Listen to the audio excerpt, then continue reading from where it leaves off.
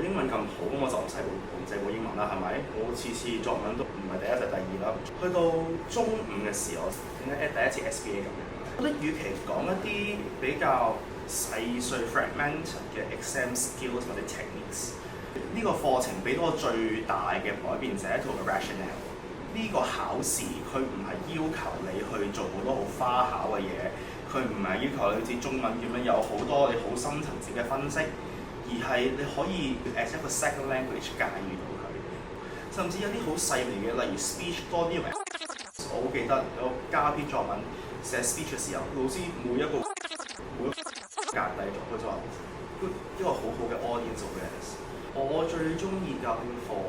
個老師喺我嘅 pronunciation and delivery 嗰個重點教寫咗一個 nervousness 考察。